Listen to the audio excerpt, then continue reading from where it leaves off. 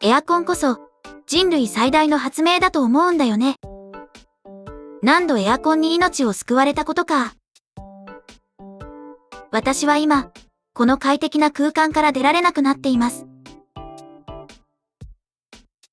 そろそろ、お夕飯の買い出しに行かないと。